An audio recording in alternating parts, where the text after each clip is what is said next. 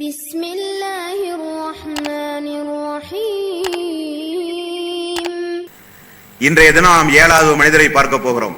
அவர் வரஜுலுன் ذكرல்லாஹ ஹாலிஅன் ஃபஃலத் ஐனாஹு, தனிமையில் இருந்து கொண்டு அல்லாஹுவை அஞ்சி கண்ணீர் வடிக்கிறாரே அவர்தான் அந்த 7வது மனிதர் என்று நபிகள் நாயகம் ஸல்லல்லாஹு அலைஹி வஸல்லம் அவர்கள் கூறியிருக்கிறார்கள்.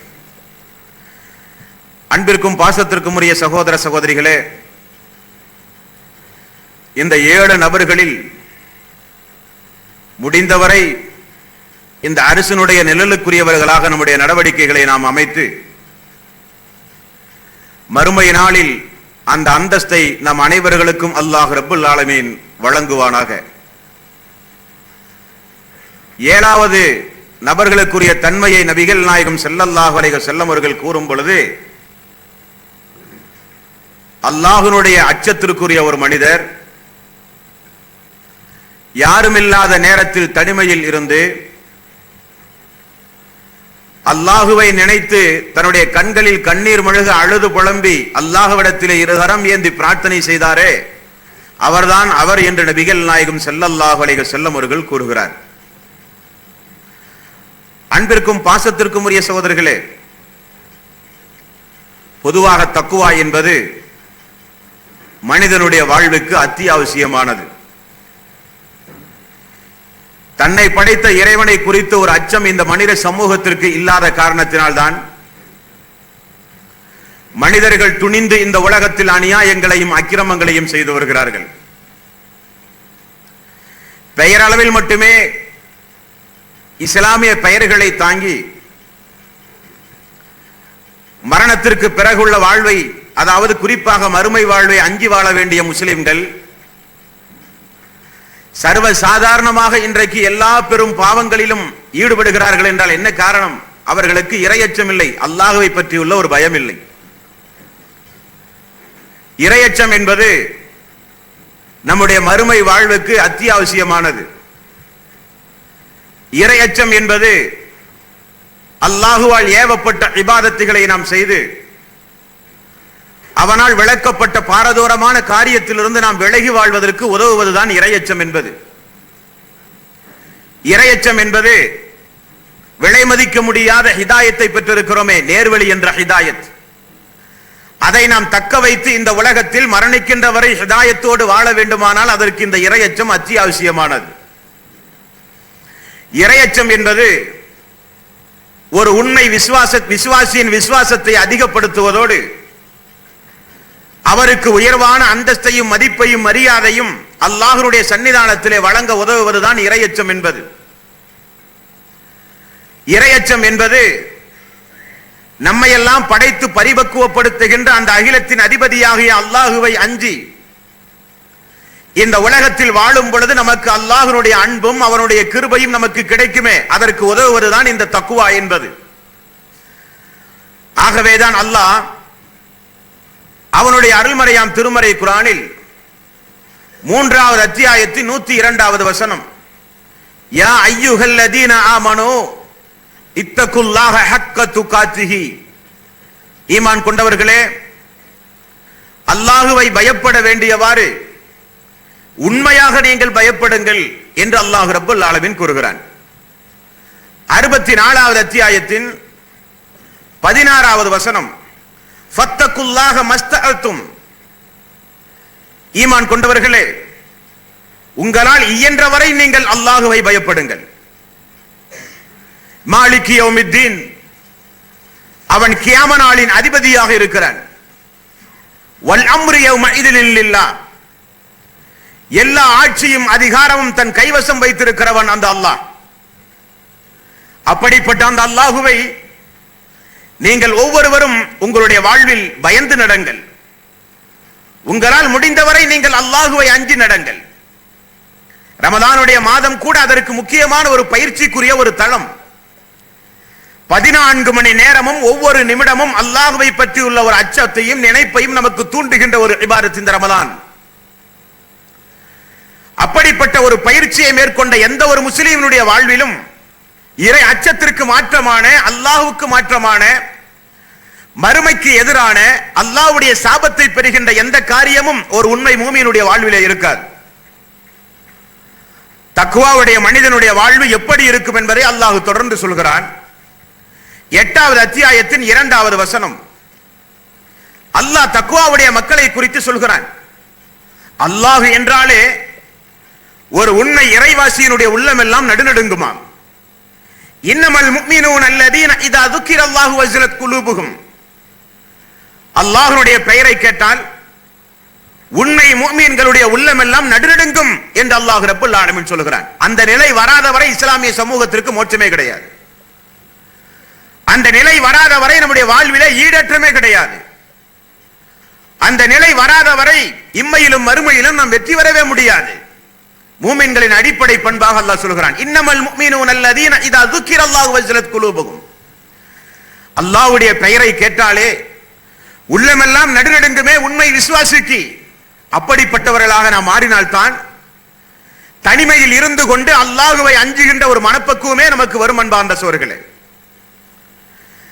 இப்படிப்பட்ட இறை விசுவாசிகளை குறித்து அல்லாஹ் 8வது அத்தியாயத்தின் 4வது வசனத்தில் அல்லாஹ் சொல்லும் பொழுது உலாயிக ஹுமுல் முஃமினூன ஹக்கா. இப்படிப்பட்ட உண்மை இறை விசுவாசிகள் தான், இப்படிப்பட்ட உண்மை இறை விசுவாசிகள் தான் அல்லாஹ்வுடைய நற்பதவிகளுக்குரியவர்கள், அவனுடைய நன்மைகளை அடையக்கூடியவர்கள், அல்லாஹ்வுடைய சன்னிதானத்திலே உயர்வான அந்தஸ்தை பெறக்கூடியவர்கள் என்று அல்லாஹ் ரப்பல் ஆலமீன் சொல்கிறான். நபிகள் நாயகம் ஸல்லல்லாஹு அலைஹி வஸல்லம் அவர்கள் கூறினார்கள், தனிமையில் இருந்து ஒரு மனிதன் அல்லாஹ்வை அஞ்சி அழுகின்றானே அவனுக்கு மறுமை நாளிலே எப்படிப்பட்ட அந்தஸ்து கிடைக்கும் என்றால், கறந்த பால் எப்படி திரும்ப மடி புகாதோ அதே போல அவன் நகரத்திற்கு புக மாட்டான். கறந்த பால் திரும்ப எப்படி அந்த மடிக்குள் புகாதோ அதே போல அவன் நரகத்திற்கே செல்ல மாட்டான். நபிகள் நாயகம் ஸல்லல்லாஹு அலைஹி வஸல்லம் அவர்கள் சொன்னார்கள். தக்வா என்பது உள்ளத்திலே இருக்கிறது. தக்வா என்பது உள்ளத்திலே இருக்கிறது. 3 முறை நபிகள் நாயகம் ஸல்லல்லாஹு அலைஹி வஸல்லம் அவர்கள் நெஞ்சின் மீது விரல் வைத்து அழுத்தம் திருத்தமாக சொன்னார்கள். அன்பிற்கும் பாசத்திற்கும் உரிய சகோதரர்களே, நம்முடைய வாழ்விலும் நாம் நிறைய அழுதிருக்கிறோம். நண்பர்களை பிரிகிற பொழுது அழுதிருக்கிறோம். நம்முடைய நேசத்திற்குரியவர்கள் உலகத்தை விட்டும் பிரிகிற பொழுது அழுதிருக்கிறோம். வியாபாரத்திலே பெருத்த ஒரு நஷ்டம் ஏற்பட்டால் தாங்கிக் கொள்ள முடியாமல் அழுதிருக்கிறோம். நீண்ட நாட்களுக்கு பிறகு மனைவி மக்களை பார்க்கிற பொழுது சந்தோஷம் நிமித்தியால் அழுதிருக்கிறோம். இப்படி நம்முடைய வாழ்வில் எத்தனை எத்தனை முறையோ நாம் துக்கம் ஏற்படும் பொழுது, சந்தோஷம் அதிகமாக ஏற்படும் பொழுது, தாங்காத துயரங்கள் ஏற்படும் பொழுதெல்லாம் நாம் அழுதிருக்கிறோம். அல்லாஹ்வுக்காக வேண்டி அழுதவர்கள் நம்மில் எத்தனை பேர்கள் சோர்களே? யாரும் இல்லாத நேரத்தில் நம்முடைய வீட்டில் அதிகாலை பொழுது எழுந்து எல்லோரும் உறங்குகிற நேரத்தில் நாம் மட்டும் விழித்தெழுந்து, யாருமே நம்மை பார்க்காத நேரத்தில் 2 கரத்தை உயர்த்தி நம்முடைய பாவங்களை, நம்முடைய குற்றங்களை, நம்மிடத்தில் இருக்கிற தவறுகளை அல்லாஹ்வுடைய சன்னிதானத்திலே பகிரங்கமாக சமர்ப்பித்து நம்முடைய பலகீனத்தை ஒப்புக்கொண்டு நம்முடைய அடிமைத்தனத்தை பிரதிபலித்து அல்லாஹ்வுடைய சன்னிதானத்திலே அவனுக்காக வேண்டி அழுதவர்கள் நம்மில் எத்தனை பேர்கள் சகோதரர்களே? பெண்கள் நிறையவே அழுதிருக்கிறார்கள் தொடர் சீரியல் நாடகம் பார்க்கும் பொழுது, இல்லையா? தொடர் சீரியல் நாடகம் பார்க்கும் பொழுது நாடகத்தில் ஒரு சோக காட்சி வந்தால் அல்லாஹ்வை காட்டிலும் பயந்து அழுகுவார்கள் அவர்கள். அப்படிப்பட்ட ஒரு சோக காட்சி அவர்கள் வாழ்விலே காணாததை போல அழுகுவார்கள். நாடகத்திற்கு முன்னால் அமர்ந்து, சினிமா கொட்டைகளில் அமர்ந்து அழுகிற இளைஞர்கள் எத்தனை பேர்கள்? இப்படியெல்லாம் மனிதன் தன்னுடைய வாழ்வை கழிக்கிற நேரத்தில் அல்லாஹ்வுக்காக வேண்டி அழுதான் அடியார்கள் இந்த உலகத்தில் எத்தனை பேர்? அல்லாஹ்வுடைய இறை இல்லத்திலே அமர்ந்து தொழுது நம்முடைய பாவத்திற்கு விமோசனம் தேடி அதிகம் அதிகம் இபாதத்து செய்ய ஆர்வம் வேண்டி மறுமை நாளிலே வெற்றிதாயா அல்லாஹ் என்று சொல்லி அல்லாஹ்விடத்திலே அல்லாஹ்வை நினைத்து அழுதவர்கள் நம்மில் எத்தனை பேர்கள் சகோதரர்களே? நம்முடைய நிலைகள் மாற்றப்பட வேண்டும். நம்முடைய நிலைகளிலே மாறுதல் வர வேண்டும். அல்லாஹ்வை நினைத்து இறை அச்சத்தால் அழுகிற ஒரு மனப்பக்குவம் என்றைக்கு நமக்கு வருகிறதோ அன்றைக்கு நிச்சயமாக நாம் வெற்றி பெற்று விட்டோம். நான் சொல்லவில்லை, அல்லாஹ் அவனுடைய அருள்மறையாம் திருமறை குர்ஆனிலே சொல்கிறான். அன்பார்ந்த சகோதரர்களே, அல்லாஹ்வை குறித்து நினைத்து அல்லாஹ் என்றைக்காவது நபிகள் நாயகம் ஸல்லல்லாஹு அலைஹி வஸல்லம் அவர்களுக்கு மறுமையை குறித்தோ, மறுமை விசாரணையை குறித்தோ, வேறு ஏதாவது ஊக்கப்படுத்தும் முகமாக ஏதாவது ஆயத்துகளை இறக்கினாலோ நபிகள் நாயகம் ஸல்லல்லாஹு அலைஹி வஸல்லம் அவர்கள் தேம்பி தேம்பி அழுதிருக்கிறார்கள் என்ற ஹதீஸ்களிலே பார்க்கிறோம். உத்தம சஹாபாக்கள் அமல்கள் அழிந்து போய்விடக் கூடாது என்பதற்காக வேண்டி அழுதிருக்கிறார்கள். அல்லாஹ்வுடைய தூதருடைய நேசம் நமக்கு கிட்டுமோ என்பதற்காக வேண்டி அழுதிருக்கிறார்கள். மறுமை நாளில் அல்லாஹ்வுடைய தூதரோடு சொர்க்கத்திலே இருக்க முடியுமா என்கிற ஏக்கத்தோடு அழுதிருக்கிறார்கள் சஹாபாக்கள். அல்லாஹ்வுடைய தூதர் அழுதிருக்கிற சம்பவங்களை பாருங்கள். 4வது அத்தியாயத்தின் 41வது வசனம். இப்னு மஸ்ஊத் ரலியல்லாஹு அன்ஹு அவர்களை அழைத்து நபிகள் நாயகம் ஸல்லல்லாஹு அலைஹி வஸல்லம் அவர்கள் ஒரு முறை இப்படி சொல்கிறார், இப்னு மஸ்ஊத் அவர்களே, திருக்குர்ஆன் வசனங்களை ஓதுங்கள், நான் கேட்க வேண்டும் என்கிறார். இப்னு மஸ்ஊத் ரலியல்லாஹு அன்ஹு அவர்கள் சொல்கிறார், யா ரசூலல்லாஹ், உங்களுக்கு அல்லவா திருக்குர்ஆன் இறக்கி அருளப்பட்டிருக்கிறது, நான் ஓதி நீங்கள் கேட்க வேண்டுமா யா ரசூலல்லாஹ்? ஆமாம், நான் கேட்க வேண்டும் என்கிறார். அப்படியே ஓதி வருகிறார் இப்னு மஸ்ஊத் ரலியல்லாஹு அன்ஹு அவர்கள். ஒரு கட்டத்திலே ஃபகைஃப இதா ஜினா மின் குல்லி உம்மத்தின் பிஷஹீதின் வஜினா பிக அலா ஹஉலாஇ ஷஹீதா. நபியே, மறுமை நாளில் ஒவ்வொரு கூட்டத்தாருக்கும் ஒவ்வொரு சாட்சி கொண்டு வரப்படும். அந்த மறுமை நாளில் உம்முடைய சமூகத்தையும் கொண்டு வரப்படும், உம்முடைய சமூகத்திற்கு உன்னை நான் சாட்சியாகவும் கொண்டு வருவேன் என்று அல்லாஹ் ரப்புல் ஆலமீன் சொல்கிறான். உடனே நபிகள் நாயகம் ஸல்லல்லாஹு அலைஹி வஸல்லம் அவர்கள் ஓதுவதை நிறுத்துங்கள், போதும் என்றார். இப்னு மஸ்ஊத் ரலியல்லாஹு அன்ஹு அவர்கள் சொல்கிறார், நான் அல்லாஹ்வுடைய தூதரை பார்த்தேன், அவருடைய கண்களில் இருந்து கண்ணீர் வடிந்து கொண்டிருந்தது என்றார். என்ன காரணம்? அல்லாஹ் மறுமை நாளில் நம்மை சாட்சியாக கொண்டு வர போகிறானே, நம்மையும் அல்லாஹ் ரப்புல் ஆலமீன் விசாரணை மன்றத்தில் நிறுத்தி வைத்து விசாரிக்க போகிறானே, நமக்கு அல்லாஹ் என்ன தீர்ப்பு சொல்ல போகிறானோ. நபிகள் நாயகம் ஸல்லல்லாஹு அலைஹி வஸல்லம் அவர்கள் தேம்பி அழுதிருக்கிறார்கள். சகோதரர்களே, அல்லாஹ்வுடைய தூதர் ஒரு கட்டத்தில் திருக்குர்ஆனின் 1-2 வசனங்களை மேற்கோள் காண்பித்து அல்லாஹ்விடத்திலே அழுது புலம்பி இருக்கிறார் நபிகள் நாயகம் ஸல்லல்லாஹு அலைஹி வஸல்லம் அவர்கள். 14வது அத்தியாயத்தின் 36வது வசனம். ரப்பி இன்னாஹுன்னா அضللنا கஸீரன் மினன் நாஸ். யா அல்லாஹ், இவைகள் எல்லாம் மனித சமூகத்தில் பெரும்பான்மையான மக்களை வழிகெடுத்து விட்டது. யா அல்லாஹ், ஃபமன் தபிஅனி ஃபஇன்னஹு மின்னி.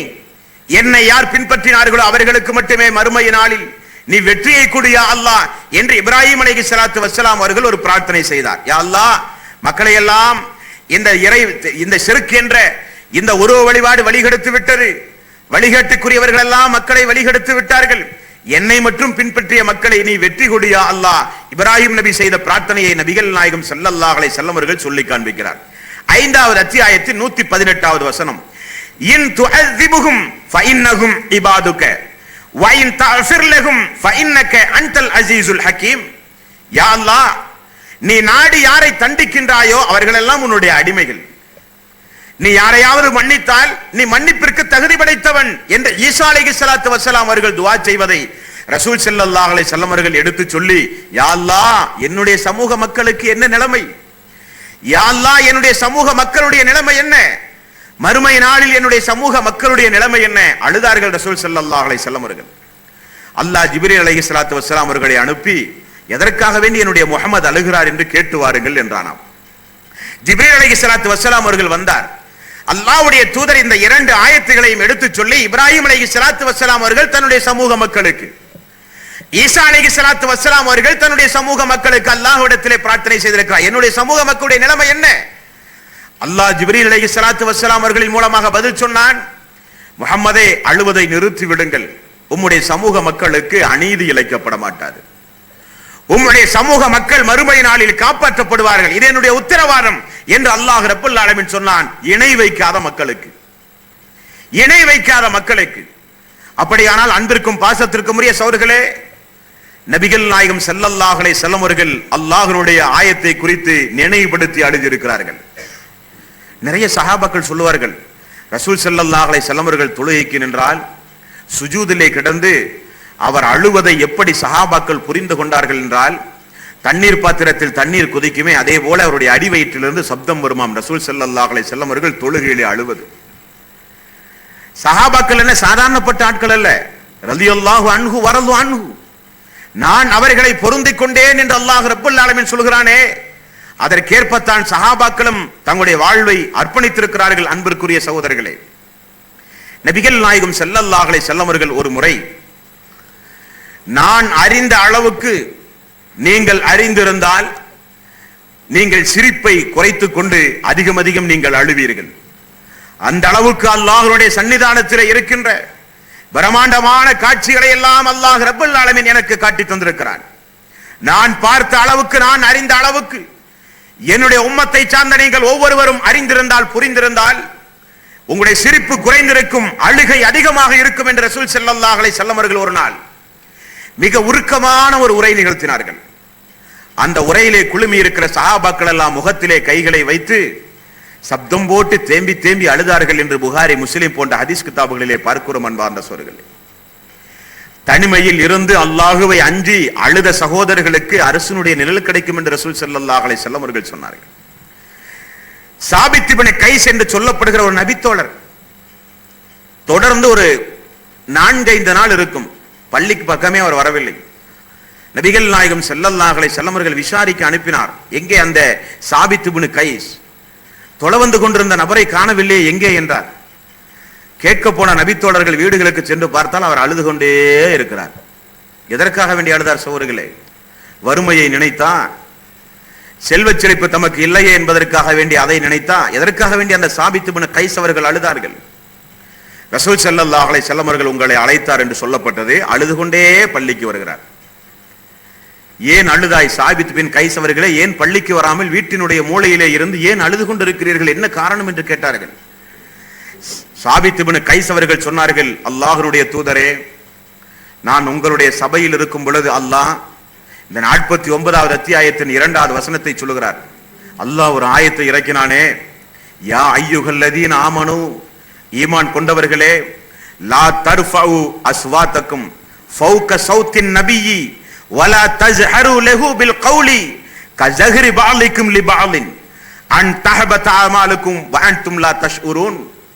யார் நபிகளுக்கு முன்னால், நபிமார்களுக்கு முன்னால் தன்னுடைய குரலை யார் உயர்த்தி பேசுகின்றார்களோ அவர்களுக்கே தெரியாமல் அவருடைய அமல்கள் அழிந்து போய்விடும் என்று அல்லாஹ் எச்சரிக்கிறார். சாபித் இப்னு கைஸ் அவர்கள் சொல்கிறார், யா ரசூலல்லாஹ், உங்களுக்கு முன்னால் எத்துணை முறை நான் குரலை உயர்த்தி நான் பேசியிருக்கிறேன், என்னுடைய அமலெல்லாம் அழிந்து போய்விட்டதை யா ரசூலல்லாஹ், என்னுடைய அமலெல்லாம் அழிந்து போய்விட்டதை யா ரசூலல்லாஹ், அதை நினைத்துதான் நான் அழுதேன் என்றார்கள். உடனே நபிகள் நாயகம் ஸல்லல்லாஹு அலைஹி வஸல்லம் அவர்கள் சொன்னார்கள், இயற்கையாகவே குரலை உயர்த்தி பேசுகிற நபர்களுக்குரிய சட்டம் அல்ல இந்த சட்டம். வெறுமனே விதண்டாவாதம் பேசி சாதாரண தன்மைக்கு நேர்மாறாக குரலை உயர்த்தி பேசுகிறார்களே அவர்களுக்குரியது சாபித் இப்னு கைஸே என்று நபிகள் நாயகம் ஸல்லல்லாஹு அலைஹி வஸல்லம் அவர்கள் சொன்ன பிறகுதான் அந்த நபித்தோழரே வந்து சமாதானம் அடைந்திருக்கிறார். அமல்கள் அழிந்து போகிற காரியங்களை சாதாரணமாக நாம் நம்முடைய வாழ்விலே செய்து கொண்டிருக்கிறோம் சகோதரர்களே. குரலை உயர்த்தி பேசிய காரணத்தினால் எங்கே தன்னுடைய அமலெல்லாம் அழிந்து போய்விட்டதோ என்று மூளையிலே முடங்கி கிடந்து தேம்பி தேம்பி அழுதிருக்கிறார் அந்த சாபித் இப்னு கைஸ். இப்படி அல்லாஹ்வை அஞ்சுகின்ற ஒரு மனோபக்குவம் நம்முடைய வாழ்வில் வந்தால் நிச்சயமாக நாமும் வெற்றி பெற்று விடுவோம். அப்துர் ரஹ்மான் இப்னு அவுஃப் நோன்பு நோட்டிருந்த ஒரு நேரம், நோன்பு திறக்க எல்லா ஏற்பாடுகளும் சஹாபாக்கள் செய்து கொண்டிருந்தார்கள். உணவுண்டு நோன்பு திறப்பதற்கு பதிலாக உணவை கையிலே எடுத்து அவரும் அழுகிறார். அப்துர் ரஹ்மான் இப்னு அவுஃப் எதற்காக வேண்டி அழுகிறார்? உலகத்திலே இருக்கிற ஆசாபாசங்களை, என்னையோ உலகத்தினுள் இருக்கக்கூடிய சுகபோகங்களை நினைத்து அவர் அழவில்லை. அவர் அழுகிறார், நான் அந்த முஸ்அபை நினைத்து பார்க்கிறேன், நான் என்னுடைய முஸ்அபை நினைத்து பார்க்கிறேன். வகை வகையான ஆடை அணிந்து வகை வகையான உணவுகளை எல்லாம் உண்டு வாழ்ந்த என்னுடைய முஸ்அபை நான் நினைத்து பார்க்கிறேன். உஹது போர்க்களத்தில் இறந்து போன என்னுடைய முஸ்அப், அவரை கபனிடுவதற்காக வேண்டி அவரிடத்திலே இருந்த ஒரு துண்டை எடுத்து தலை மூடும் பொழுது கால் தெரிந்தது, கால் மூடும் பொழுது தலை தெரிந்தது. ஆனால் இன்றைக்கு அல்லாஹ் எங்களுக்கு எத்தனையோ செல்வ செழிப்புகளை அல்லாஹ் எங்களுக்கு வழங்கி இருக்கிறான். இதோடு எங்களுடைய வாழ்வு முடிவடைந்து விடுமோ என்று நான் பயப்படுகிறேன். அப்துர் ரஹ்மான் இப்னு அவுஃப் அவர்கள் அல்லாஹ்வை நினைத்து அஞ்சி இருக்கிறார்கள், அல்லாஹ்வை நினைத்து அழுதிருக்கிறார்கள். சௌபான் ரலியல்லாஹு அன்ஹு அவர்கள் நபிகள் நாயகம் ஸல்லல்லாஹு அலைஹி வஸல்லம் அவர்களை விட்டு பிரிந்து வீட்டுக்கு சென்ற பொழுது அவரும் தேம்பி தேம்பி அழுதாராம். ஒரு கட்டத்தில் அழுது கொண்டே பள்ளிக்கு வந்தாராம். ஏன் சௌபானே அழுகிறீர்? ரசூல் ஸல்லல்லாஹு அலைஹி வஸல்லம் அவர்கள் கேட்டார்கள். அல்லாஹ்வுடைய தூதரே, உணவருந்தி விட்டு நான் அமர்ந்து கொண்டிருந்தேன், எனக்கு ஒரு சந்தேகம் எழுந்தது, அதை நினைத்து பார்த்தேன், என்னால் தாங்க முடியவில்லை, ஆகவேதான் அழுதேன் என்றார். என்ன பிரச்சனை அவர்களுக்கு? எதற்காக வேண்டி அழுதார்? அழுவதற்கு என்ன காரணம்? நபிகள் நாயகம் ஸல்லல்லாஹு அலைஹி வஸல்லம் அவர்கள் கேட்டார், யா ரசூலல்லாஹ், அல்லாஹ் எங்களுக்கெல்லாம் உங்களோடு சேர்ந்து வாழுகிற ஒரு வாய்ப்பை இந்த பூமியிலே தந்திருக்கிறான். நினைத்த நேரத்தில் உங்களை பார்ப்பேன், உங்களோடு பேசுவேன், உங்களோடு நான் மகிழ்ந்து உறவாடுவோம். எனக்கு முன்னால் நீங்களோ உங்களுக்கு முன்னால் நானோ மரணித்து போனால் மறுமை நாளிலே உங்களை எங்கே வந்து நான் பார்ப்பது யா ரசூலல்லாஹ்? கேள்வியை பார்த்தீர்களா? அல்லாஹ் எனக்கு மறுமையிலே நரகத்தை தந்தால் நீங்களோ சொர்க்கத்திலே இருப்பீர்கள், எப்படி யா ரசூலல்லாஹ் உங்களோடு மறுமையிலே சேர்ந்து வாழ முடியும்? உங்களோடு சேர்ந்து மார்க்கப்பணி ஆற்றிய காரணத்தினால் அல்லாஹ் எனக்கு சொர்க்கத்தையும் தந்தாலும் நீங்களோ நபிமார்களுடைய அந்தஸ்திலே இருப்பீர்கள், நாங்கள் எல்லாம் சாதாரணப்பட்ட இடத்துல இருப்போம். இப்படி பேசுகிற ஒரு வாய்ப்பு, இப்படி உரையாடுகிற ஒரு வாய்ப்பு மறுமையில் எங்களுக்கு கிடைக்காத யா ரசூலல்லாஹ். நினைத்தேன், நாம் பிரிந்து விடுகிறோமோ என்பதற்காக வேண்டி அழுதேன் யா ரசூலல்லாஹ் என்றார். நமக்கெல்லாம் என்றைக்காவது இப்படி ஒரு நினைப்பு வந்திருக்குமா சோர்களே? ரசூல் ஸல்லல்லாஹு அலைஹி வஸல்லம் அவர்களோடு சொர்க்கத்தில் இருக்க வேண்டும், அவரோடு அன்பு பாராட்ட வேண்டும், அவரோடு சிரித்து பேச வேண்டும். அதற்காக வேண்டி என்ன விலை கொடுத்தாலும், இந்த உலகத்தில் எவ்வளவு பெரிய தியாகம் செய்தாலும் அந்த தியாகம் செய்ய நான் முன்வர வேண்டும் என்கிற ஒரு எண்ணம், ஒரு நினைப்பு நம்முடைய வாழ்வில் என்றைக்காவது வந்திருக்குமா சோர்களே? சௌபான் அவர்களுக்கு வந்தது. ரசூல் ஸல்லல்லாஹு அலைஹி வஸல்லம் அவர்கள் மௌனமாக இருந்தார். காரணம், தன்னுடைய தூதரோடு, அல்லாஹ்வுடைய தூதரோடு சொர்க்கத்தில் ஒன்றாக இருக்க வேண்டும் என்று தன்னுடைய தோழர் விரும்புகிற ஒரு சட்டம் அதுவரை இறக்கப்படவே இல்லை. சபையே மௌனமானது. ஜிப்ரீல் அலைஹிஸ்ஸலாத்து வஸ்ஸலாம் அவர்கள் வந்தார், ஒரு ஆயத்தை இறக்கினார். வமை யுத்தில்லாஹ வர் ரசூல் உலாயிக மஅல்லதீன அன்னமல்லாஹு அலைஹிம் மினன் நபிய்யீன வஸ்ஸித்தீகீன வஸ்ஸுஹதாஇ வஸ்ஸாலிஹீன். யார் அல்லாஹ்வுக்கு கட்டுப்பட்டு, அல்லாஹ்வுடைய தூதருக்கு கட்டுப்பட்டு சாலிகான இபாதத்துகளை யார் செய்கிறார்களோ அவர்கள் மறுமை நாளில் இந்த நபிமார்களோடு இருக்கலாம், சொர்க்கத்தில் சுஹதாக்களோடு இருக்கலாம். இந்த நபிமார்கள் தான் அவர்களுக்கு மறுமை நாளில் சொர்க்கத்தில் உற்ற நண்பர்கள் என்று அல்லாஹ் ஆயத்தை இறக்கினான். சஹாபாக்குடைய எண்ணங்களை பாருங்கள், சஹாபாக்குடைய சிந்தனைகளை பாருங்கள். அபூபக்கர் சித்திக் ரலியல்லாஹு அன்ஹு அவர்கள் எத்துணை முறை அழுதிருக்கிறார். எதற்காக வேண்டி? ரசூல் ஸல்லல்லாஹு அலைஹி வஸல்லம் அவர்கள் ஒரு சம்பவம், பள்ளியிலே அமர்ந்து ஒரு உரை நிகழ்த்தினார். அல்லாஹ் அடியான் இடத்திலே கேட்டானா, உலகம் வேண்டுமா மறுமை வேண்டுமா என்று. அடியான் மறுமையை தேர்வு செய்தார் என்றார். ரசூல் ஸல்லல்லாஹு அலைஹி வஸல்லம் அவர்கள் தன்னை விட்டு பிரிந்து போகிறாரே என்பதை புரிந்து அபூபக்கர் சித்திக் ரலியல்லாஹு அன்ஹு அவர்கள் அழுதார், சப்தம் போட்டு, யா ரசூலல்லாஹ் எங்களை விட்டு பிரிந்து விடாதீர்கள் யா ரசூலல்லாஹ். என்னுடைய தாய், என்னுடைய தந்தை, என்னுடைய மக்கள், உலகத்திலே இருக்கிற எல்லாவற்றையும் தருகிறேன் யா ரசூலல்லாஹ், எங்களை விட்டு பிரிந்து போய் விடாதீர்கள் யா ரசூலல்லாஹ். அபூபக்கர் சித்திக் ரலியல்லாஹு அன்ஹு அவர்கள் அழுதிருக்கிறார்.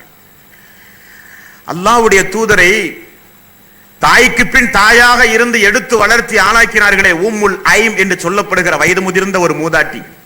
ரசூல் ஸல்லல்லாஹு அலைஹி வஸல்லம் அவர்கள் உயிரோடு இருக்கும் பொழுது தினசரி சென்று பார்ப்பாராம் அந்த அம்மையார் அவர்களை. அல்லாஹ்வுடைய தூதர்களுடைய மரணத்திற்கு பிறகு அபூபக்கர் சித்திக் ரலியல்லாஹு அன்ஹு அவர்கள் உமர் ரலியல்லாஹு அன்ஹு இடத்திலே சொன்னார்கள், வாருங்கள் நாம் ஐம் அவர்களை பார்த்து வருவோம். ரசூல் ஸல்லல்லாஹு அலைஹி வஸல்லம் தாய்க்கு பின் தாய் என்றார்களே, அவர்களை பார்த்து வருவோம் என்று ஒரு கட்டத்திலே சொன்னாராம். பார்ப்பதற்காக வேண்டி இருவரும் போனால் உம்முல் ஐம் அவர்கள் அழுது கொண்டே இருக்கிறார். ரசூல் ஸல்லல்லாஹு அலைஹி வஸல்லம் அவர்கள் மரணித்த ஆரம்ப நேரம். ஏன் தாய் அவர்களே ஏன் அழுகிறீர்கள்? அல்லாஹ்வுடைய தூதர் தான் உன்னதமான இடத்திலே இருக்கிறாரே சொர்க்கத்தில், முன்பின் பாவங்கள் மன்னிக்கப்பட்டவராயிற்றே, மறுமை நாளில் தான் நாம் எல்லாம் அவரை பார்க்க போகிறோமே, ஏன் அழுகிறீர்கள் என்றார்கள். இரண்டு நபித்தோழர்களும், மூத்த இரண்டு நபித்தோழர்களும். உம்முல் ஐம் அவர்கள் என்ன பதில் சொன்னார்கள் தெரியுமா? அல்லாஹ்வுடைய தூதருடைய மரணத்தை நினைத்து நான் அழவில்லை, அவர் மரணித்த காரணத்தினால் அல்லாஹ்விடமிருந்து வருகிற வஹி நின்று போய்விட்டது பார்த்தீர்களா, வஹியினுடைய தொடர்பே இல்லாமல் போய்விட்டது பார்த்தீர்களா. வஹி இருந்திருந்தால் அல்லாஹ் ஒவ்வொரு செய்திகளை சொல்லிக்கொண்டே இருப்பான் தூதரின் மூலமாக. அதை நம்முடைய வாழ்விலே நாம் நடைமுறைப்படுத்தி கொண்டே இருப்போம். நம்முடைய தக்குவா அதிகமாக இருக்கும், நம்முடைய ஈமான் அதிகமாக இருக்கும், நாம் நம்முடைய ஹிதாயத்தை பாதுகாத்திருக்கலாம். அந்த வஹி நின்று போனதை நினைத்து நான் அழுகிறேன் என்றார்கள். இந்த உலகத்தில் எத்துணை தாய்மார்கள் இப்படி அழுத தாய்மார்களை பார்க்க முடியுமா உங்களால்? எத்துணை தாய்மார்கள் இந்த உலகத்திலே எதற்காக வேண்டி எல்லாமோ அழுதிருக்கிறார்களே, மார்க்கத்திற்காக வேண்டி, மறுமைக்காக வேண்டி, அல்லாஹுவை அஞ்சி சொர்க்கத்தில் உயர்வான அந்தஸ்து வேண்டி, நரகத்திலிருந்து நம்மை நாம் பாதுகாப்பதற்காக வேண்டி அழுத தாய்மார்கள் நம்மில் எத்தனை பேர்கள் சகோதர சகோதரிகளே. உபய் இப்னு கௌஃப் என்று சொல்லப்படுகிற ஒரு நபித்தோழர் ரசூல் ஸல்லல்லாஹு அலைஹி வஸல்லம் அவர்கள் வந்து சொல்லுகிறார், அல்லாஹ் லம் யகுன் லதீன கஃபரு என்று தொடங்குகின்ற 98வது அத்தியாயம், 98வது அத்தியாயம், அந்த அத்தியாயத்தை ரசூல் ஸல்லல்லாஹு அலைஹி வஸல்லம் அவர்கள் கையில எடுத்து உபய் இப்னு கௌஃப் அவர்களே வாருங்கள் என்றார். அருகிலே வந்தார். லம் யகுன் லதீன கஃபரு என்கிற அத்தியாயத்தை உமக்கு ஓதுமாறு அல்லாஹ் எனக்கு வஹி அறிவிச்சான். உபய் இப்னு கௌஃப் அவர்கள் அதிர்ந்து போனார்கள். யா ரசூலல்லாஹ், என்னுடைய பெயரை அல்லாஹ் சொன்னானா? பாருங்களேன், சுப்ஹானல்லாஹ். இங்க நாமெல்லாம் எத்தனை பேர் இருக்கிறோமே, அல்லாஹ் நம்முடைய பேரை சொன்னா நம்ம எவ்வளவு சந்தோஷப்பட்டிருப்போம். கோடான கோடி மக்கள் ஜனத்தொகை இருக்கக்கூடிய இந்த நேரத்துல அல்லாஹ் பர்டிகுலரா ஒரு நபருடைய பேரை சொன்னா நம்ம எந்த அளவுக்கு சந்தோஷப்படுவோம். உபய் இப்னு கஅப் சொல்கிறார், யா ரசூலல்லாஹ், இத்துணை தோழர்கள் இருந்து என்னுடைய பேர் அல்லாஹ் சொன்னானா? ஆமாம், உம்முடைய பெயரை அல்லாஹ் சொல்லி உம்முடைய தோழர் உபய் இப்னு கஅப் அவர்களை அழைத்து இந்த 98வது அத்தியாயத்தை நீங்கள் ஓதி காண்பியுங்கள் என்று அல்லாஹ் சொல்லி இருக்கிறான் என்று சொன்ன உடனே அவர் எந்த அளவுக்கு அழுது துடித்தார் சந்தோஷ மிகுதியால் என்பதை ஹதீசுகளிலே பார்க்கிறோம். அப்படியானால் நபிகள் நாயகம் ஸல்லல்லாஹு அலைஹி வஸல்லம் அவர்கள் சொன்னார்களே, அரிசினுடைய நிழல் யாருக்குரியது?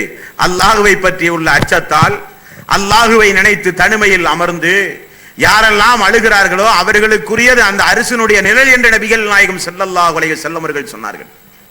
பாசத்திற்குரியவர்களே, அல்லாஹுவை பற்றி அஞ்சினாலும் அந்த அச்சத்தின் காரணமாக அல்லாஹ்விடத்திலே நாம் தௌபா செய்யும் பொழுது நம்முடைய கண்களிலே இருந்து வருகிற கண்ணீர் மகத்துவம் வாய்ந்தது. தௌபா என்பது மனித வாழ்விலே அத்தியாவசியமானது சகோதரர்களே. பொருத்தமான மாதத்திலே நாம் எல்லாம் இருக்கிறோம். மாதத்தை தவற விட்டு விடக்கூடாது. பொருத்தமான மாதத்திலே இருக்கிறோம். தௌபா என்பது யாருக்குரியது? மலக்குமார்களுக்குரியதா தௌபா? மலக்குமார்கள் தவறுகளுக்கு அப்பாற்பட்டவர்கள். அவர்கள் தவறுகளே செய்யாதவர்கள். வாழ்விலே நன்மையை தவிர வேறு ஒன்றுமே செய்ய மாட்டார்கள். அவர்களுக்கு ஒன்றும் தௌபா அவசியமே அல்ல. தௌபா என்ன சைத்தானுக்குரியதா? அவன் பாவத்தை அதிகம் அதிகம் செய்ய தூண்டுகிறவன். அவன் திருந்தவே மாட்டான். சைத்தானுக்குரியதல்ல தௌபா. தௌபா என்பது நமக்குரியது, மனிதர்களுக்குரியது தௌபா. அந்த தௌபாவை குறித்து அல்லாஹ் அவனுடைய அருள்மறையாம் திருமறை குர்ஆனிலே எத்துணை இடங்களில் அல்லாஹ் ரப்பல் ஆலமீன் சொல்கிறான். 13வது அத்தியாயத்தின் 28வது வசனம், அல்லதீன ஆமனு வ தத்மஇன்னு குலூபுஹும் பிதிக்ரில்லாஹ். அல்லாஹ்வுடைய திக்ரை நினைவுபடுத்துவதன் மூலம் உங்களுடைய உள்ளத்திற்கு அமைதி இருக்கிறது என்று அல்லாஹ் ரப்பல் ஆலமீன் சொல்கிறான். அல்லாஹ்வை நினைவுபடுத்துவதன் மூலம் நம்முடைய உள்ளத்திற்கு ஒரு அமைதி, தொழுவதன் மூலம் நம்முடைய உள்ளத்திற்கு ஒரு அமைதி. அப்படி இரண்டு கரத்தை உயர்த்தி அல்லாஹ்விடத்திலே குற்றங்குறைகளை நாம் பகிரங்கமாக சமர்ப்பித்து நம்முடைய அடிமைத்தனத்தை வெளிப்படுத்தி அல்லாஹ்விடத்திலே கேட்கும் பொழுது அழுகிறோமே, அதற்குத்தான் அந்த சிறப்பு பரிசு அன்பார்ந்த சோர்களே.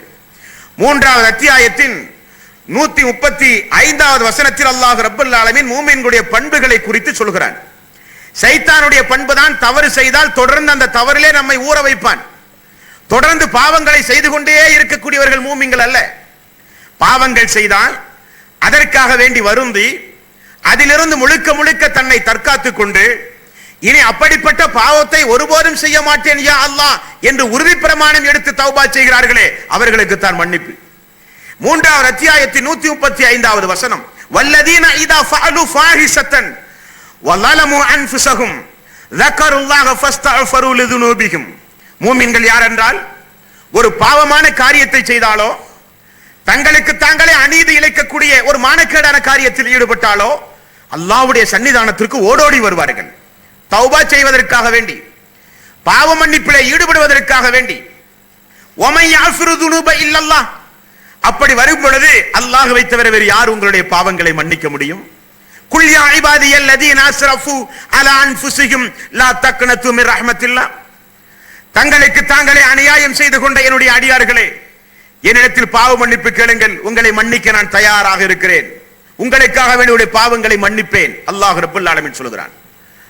மானக்கேடான காரியத்தில் ஈடுபட்டால், தங்களுக்கு தாங்களே அநீதி இழைக்கக்கூடிய காரியத்தில் ஈடுபட்டால் ஓடோடி வருவார்களாம் அல்லாஹ்வுடைய சன்னிதானத்தில். எத்தனையோ உதாரணங்களை சொல்லலாம். ஒரு பெண்மணி நபிகள் நாயகம் ஸல்லல்லாஹு அலைஹி வஸல்லம் இடத்திலே வந்து சொன்னார்கள், யா ரசூலல்லாஹ், நான் விபச்சாரம் புரிந்து விட்டேன், எனக்கு மரண தண்டனை தாருங்கள் என்றார். உலகத்திலே எங்காவது பார்க்க முடியுமா சோர்களே? தவறு செய்தால் அரசாங்கத்திடமிருந்து, நாட்டு சட்டத்திலிருந்து எப்படி மனிதன் தப்பிக்க என்று முயற்சி செய்கிற இந்த காலகட்டத்தில் என்னை கொல்லுங்கள் யா ரசூலல்லாஹ், நான் விபச்சாரம் புரிந்தேன் என்று ஒரு பெண்மணி. ரசூல் ஸல்லல்லாஹு அலைஹி வஸல்லம் அவர்கள் பெண்ணின் பொறுப்பாளியை பார்த்து சொன்னார்கள், அந்த பெண் கருவுற்று இருக்கிறார் போலும், ஆகவே குழந்தை பிறந்தவுடனே அழைத்து வாருங்கள் என்றார். 10 மாதம் கொடுத்து குழந்தை பிறந்து கையில் குழந்தையோடு அந்த அம்மா அவர்கள் மீண்டும் சபைக்கு வந்து, யார சூழல்லாம், குழந்தை பிறந்தவுடனே வர சொன்னீர்களே, இதே வந்திருக்கிறேன், என்னை கொல்லுங்கள் என்றார். 10 மாத அவகாசத்தில் எங்காவது ஓடி ஒளிந்திருக்கலாமா சகோதரர்களே? எங்காவது ஓடி ஒளிந்திருக்கிறாமா இல்லையா? 10 மாத அவகாசத்தை பயன்படுத்தி அவர்கள் ஓடவில்லை. காரணம், எங்கு ஓடுவது? எல்லாம் அல்லாஹ்வுடைய பூமி. எங்கு ஓடுவது? எல்லாம் அல்லாஹ்வுடைய பூமி. எங்குமே ஓட முடியாது.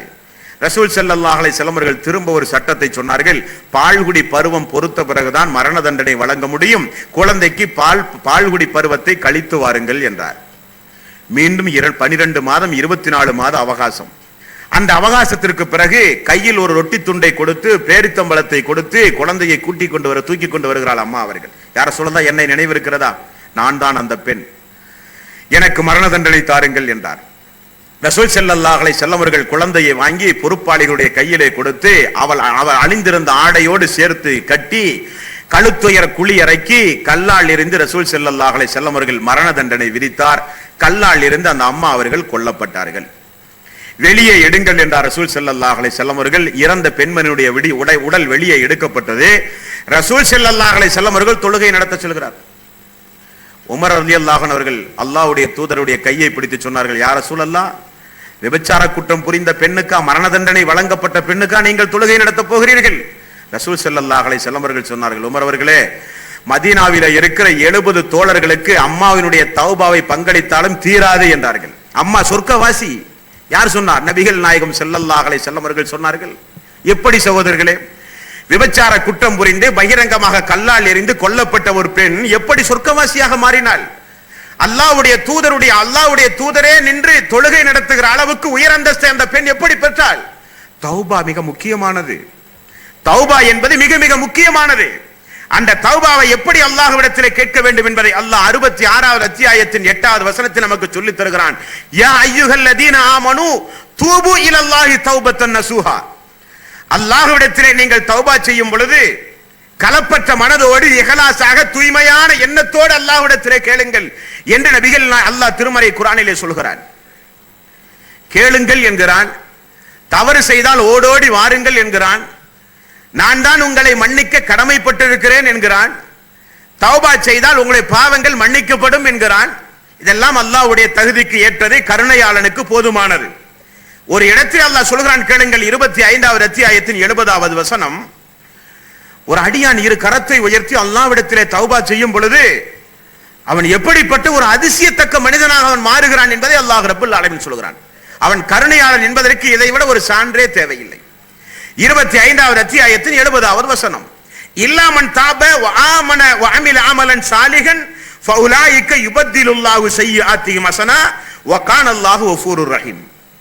அல்லாஹ்விடத்திலே பாவமான காரியத்தை எவராவது செய்து தௌபா செய்தால் அவருடைய நற்செயல்கள் தொடர்ந்து இருக்குமேயானால் அல்லாஹ் அந்த தௌபாவை ஏற்றுக்கொண்டு என்ன செய்கிறான் தெரியுமா? அவர்கள் செய்திருந்த தீமையெல்லாம் நன்மையாக மாற்றுகிறானாம். தௌபாவுடைய மகத்துவத்தை பாருங்கள். செய்த பாவத்தை பொறுத்தாலே போதுமானது, அது நீதமானது. யாரையும் அல்லாஹ் நீதி தவறை நடக்கக்கூடியவன் யாருமே சொல்ல மாட்டோம். ஆனா அல்லாஹ் சொல்கிறான், என்னை அஞ்சி என்னுடைய சன்னிதானத்திலே ஓடோடி வந்து தவறை பகிரங்கமாக என்னிடத்திலே சமர்ப்பித்து பாவ மன்னிப்பு கேட்ட ஒரே காரணத்தினால் அவன் செய்த பாவத்தை நன்மையாக மாற்றி அவனை நான் மன்னித்து விடுகிறேன் என்று அல்லாஹ் ரப்பல் ஆலமீன் சொல்கிறான். 2வது அத்தியாயத்தின் 222வது வசனம். பாவமீட்சி தேடுகின்ற தௌபா செய்கிற மக்கள் தான் அல்லாஹ்வுடைய நேசத்திற்குரியவர்கள் என்றும் அல்லாஹ் ரப்பல் ஆலமீன் சொல்கிறான். அப்படியானால் என் அன்பிற்கும் பாசத்திற்கும் உரிய சகோதரர்களே, அல்லாஹ்விடத்திலே புனிதமிக்க இந்த ரமலானுடைய மாதத்தில் நாம் அழுது புலம்புவதற்கு பொருத்தமான மாதம் இந்த மாதம். பாவ கரைகளிலிருந்து நம்மை நாம் அப்புறப்படுத்தி தூய்மையான மனிதர்களாக மாறுவதற்கு பொருத்தமான மாதம் இந்த மாதம். இந்த மாதத்தில் அல்லாஹ்விடத்திலே அதிகம் நாம் பிரார்த்தனை செய்ய வேண்டும். ஃபர்லான உபரியான வணக்க வழிபாடுகளை எல்லாம் நாம் செய்து எல்லாம் உறங்குகிற நேரத்தில் கண் விழித்து குறிப்பாக சஹருடைய நேரத்தில் அல்லாஹ்விடத்திலே நாம் பிரார்த்தனை செய்வதற்கு நிறைய துஆக்களை அல்லாஹ் ரப்பல் ஆலமீன் நமக்கு கற்றுத் தருகிறான் அன்பார்ந்த சகோதரர்களே. 3வது அத்தியாயத்தின் 8வது வசனம். ரப்பனா லா துஸிஅ குலூபனா பஅத இத ஹதைதனா வஹப் லனா மின் லதுன்க ரஹ்மா இன்னக அன்தல் வஹ்ஹாப். யா அல்லாஹ், நாங்கள் எப்படியெல்லாமோ எங்களுடைய வாழ்வை கழித்துக் கொண்டிருந்தோம். யா அல்லாஹ், எங்களுக்கு நீ ஹிதாயத்து தந்தாய். அந்த ஹிதாயத்திலிருந்து நாங்கள் தடம் புரண்டு சென்று விடாமல் எங்களை நீ பாதுகாப்பாயாக. யா அல்லாஹ், எவ்வளவு பெரிய அழகான வார்த்தை, என்ன அற்புதமான ஒரு துஆவை அல்லாஹ் ரப்பல் ஆலமீன் மூமின்களுக்கு கற்றுத் தருகிறான். ரப்பனா லா துஸிஅ குலூபனா பஅத இத ஹதைதனா வஹப் லனா மின் லதுன்க ரஹ்மா இன்னக அன்தல் வஹ்ஹாப்.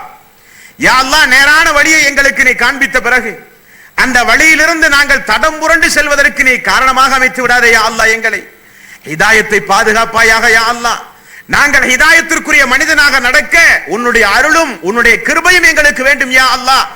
எங்களுடைய கையில் அல்ல ஹிதாயத் என்பது. நபிமார்கள் கூட நாடியவர்களுக்கு ஹிதாயத்து கொடுக்க முடியாது.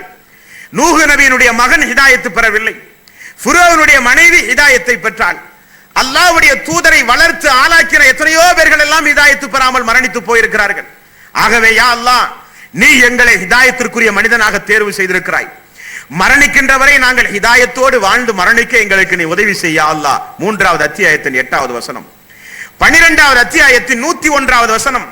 ஃபாத்திரஸ் ஸமாவாத்தி வல் அர்த், வானத்தையும் பூமியையும் படைத்த யா அல்லாஹ், அன்த வலியி ஃபித் துன்யா, இம்மையிலும் மறுமையிலும் நீயே பாதுகாவலனாக இருக்கிறாய். தவஃபனி முஸ்லிமன் வஅல்ஹிக்னி பிஸ்ஸாலிஹீன், யா அல்லாஹ், சாலிகான மனிதனாக எங்களை நீ வாழ வைத்து முஸ்லிமாகவே எங்களை மரணிக்க செய்ய அல்லாஹ். யூசுப் அலைஹிஸ்ஸலாத்து வஸ்ஸலாம் அவர்கள் செய்த துஆ, ரப்பனா ஆத்தினா ஃபித் துன்யா ஹஸனத்தன் வ ஃபில் ஆখিরাতি ஹஸனத்தன் வ கினா அஸாபன் நார். சூரத்துல் பக்ரா 2வது அத்தியாயத்தின் 201வது வசனம். யா அல்லாஹ், இம்மையிலும் மறுமையிலும் எங்களை சிறப்புடன் வாழ வை யா அல்லாஹ், நரக நெருப்பிலிருந்து எங்களை காப்பாற்று யா அல்லாஹ் என்கிற ஒரு துஆ. 3வது அத்தியாயத்தின் 9வது வசனம். யா அல்லாஹ், மறுமை நாளில் நீதான் எங்களை எல்லாம் ஒன்று சேர்க்கக்கூடியவனாக இருக்கிறாய். அந்த மறுமை நாளில் எங்களை கைவிட்டு விடாதே யா அல்லாஹ். 3வது அத்தியாயத்தின் 194வது வசனம். ரப்பனா வஅத்தினா மா வஅதத்னா அலா ருசுலிக வலா துஹ்ஸினா யௌமல் கியாமா, யா அல்லாஹ், மறுமை நாளில் எங்களை இழிவுபடுத்தி விடாதே யா அல்லாஹ். யா அல்லாஹ், மறுமை நாளில் எங்களை இழிவுபடுத்தி விடாதே யா அல்லாஹ். 14வது அத்தியாயத்தின் 41வது வசனம். யா அல்லாஹ், என்னையும் என்னுடைய குடும்பத்தாரையும் என்னையும் என்னுடைய உற்றார் உறவினர்களையும் கேள்வி கணக்கு கேட்கிற அந்த நாளில் எங்களை நீ மன்னிப்பாயாக யா அல்லாஹ். 25வது அத்தியாயத்தின் 65 66வது வசனம்.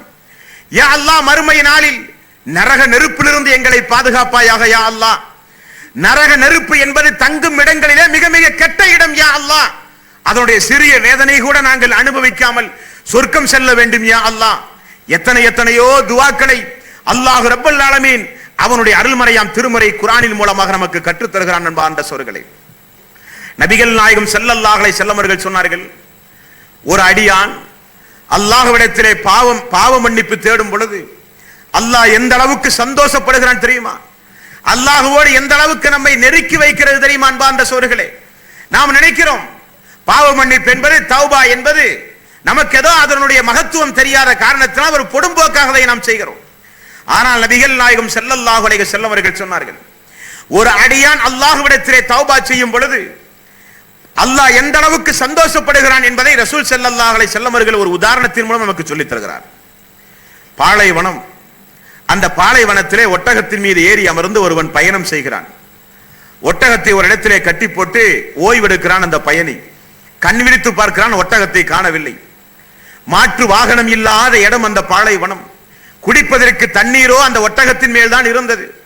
உண்பதற்கு உணவோ அந்த ஒட்டகத்தின் மீது தான் இருந்தது. உண்கிற உணவோடு குடிக்கின்ற பானத்தோடு சென்ற அந்த வாகனம் ஒட்டகம் சென்று விட்டது. அவன் அங்குமிங்குமாக அலைவாய்ந்து ஓடுகிறான். வேறு வழியே இல்லாமல் சோர்ந்து போய் அமர்ந்து விடுகிறான். மீண்டும் உறங்குகிறான். கண் விழித்து பார்த்தால் அவனுடைய ஒட்டகம் அவனுக்கு முன்னால் இருக்கிறது. எந்த அளவுக்கு சந்தோஷப்படுவான் அவன்! அந்த சந்தோஷ மிகுதியால் அவன் சொல்லுவானாம், யா அல்லாஹ், நீ எனக்கு அடிமை, நான் தான் எஜமான் என்று தலைகீழாக பேசுவானாம் சந்தோஷ மிகுதியால். அதை விட அல்லாஹ் சந்தோஷப்படுவானாம், என்னுடைய அடியானை பார்த்தாயா, தவறு புரிந்தாலும் என்னை மறந்து அவன் நடந்து ஒரு பாவமான காரியத்தை செய்தாலும் உடனே வந்து விட்டான் என்னுடைய சன்னிதானத்திற்கு.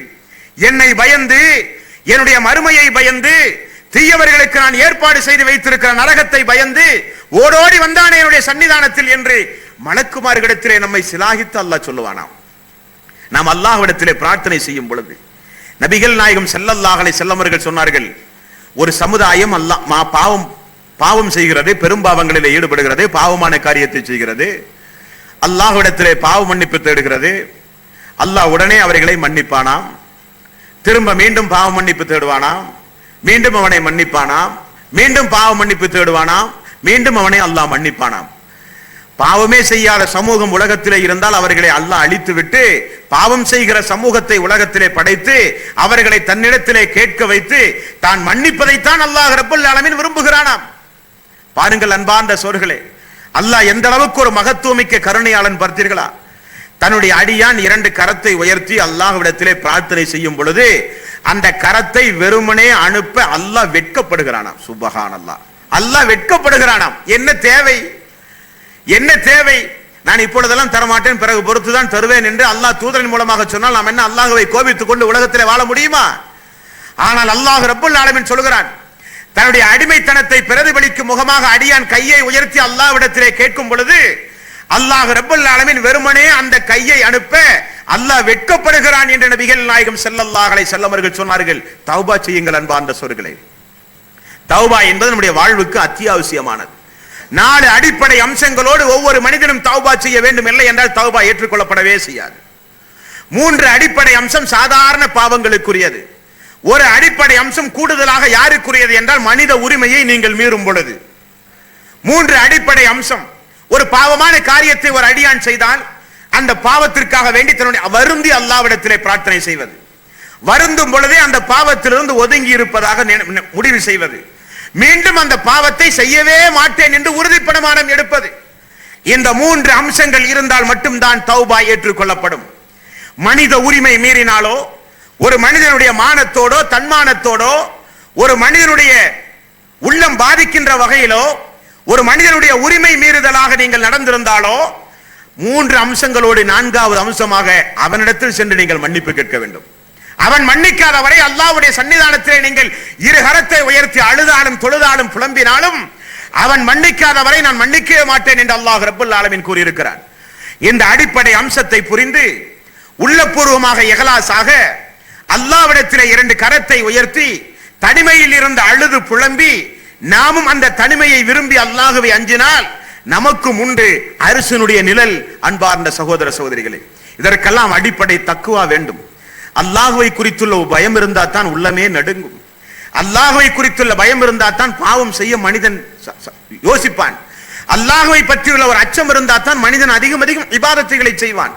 அல்லாஹ்வை பற்றியுள்ள ஒரு அச்சம் இருந்தா தான் உலகத்திலே பேணுதலாக நடப்பான். அல்லாஹ்வை பற்றியுள்ள அச்சம் இல்லாவிட்டால் நிச்சயமாக இம்மை மறுமை வாழ்வு நமக்கு நாசமாய் போய்விடும். இம்மை மறுமை வாழ்வு நமக்கு மிகப்பெரிய கைசேதத்தை ஏற்படுத்திவிடும். இம்மை மறுமை வாழ்வு நமக்கு சிறந்து விளங்க வேண்டுமானால் நமக்கு வேண்டும் இறை அச்சம், நமக்கு வேண்டும் மறுமையிலே அல்லாஹ்வுடைய அரிசினுடைய நிழல் என கேட்டுக்கொண்டு முடிக்கின்றேன். வாஹிரு தௌவானா அனில் ஹம்துலில்லாஹி ரப்பில்